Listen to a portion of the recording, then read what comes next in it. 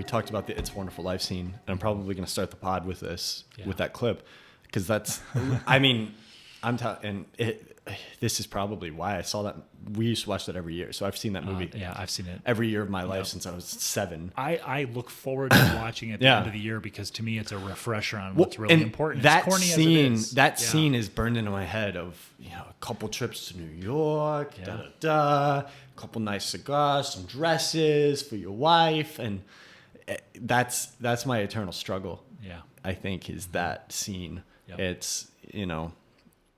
And this generation is different because it used to be your generation is you're a sellout if you it's Nirvana, it's grunge, it's, you know, you're a sellout if you join the man, and our generation is like, get your bag, get your money, and I'm just, you know, I'm like just torn in between those two ideologies. And and It's a Wonderful Life spawned an entire subgenre of movies, and there aren't a lot of them, but it's like the glimpse movie. You get a glimpse of what your life would be. Really, such a good metaphor for this whole conversation. So a nice double feature for It's a Wonderful Life is I think 80s or early 90s movie called Mr. Destiny with James Belushi.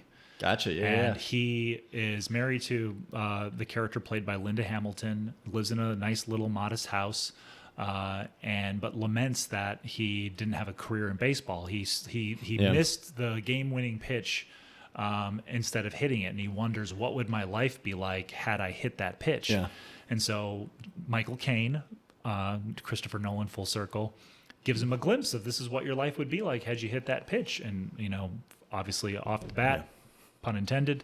Yeah. It looks great. Big house, mansion. He's married to a different woman played by Renee Russo, who was like his, big crush as a kid, all that stuff.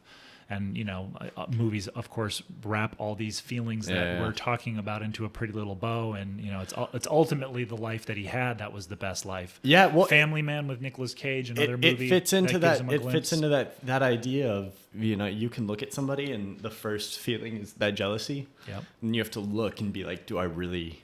And I'm sure for some people out there, there's never anything that applies to all people. Yeah. For some people, I'm sure the answer is yes, of course. Right. I will take everything about their life. Mm-hmm. But for most people, I would argue that the answer is probably, I like my life. It had been a golden afternoon, and I remember having the familiar conviction that life was beginning over again with the sunrise.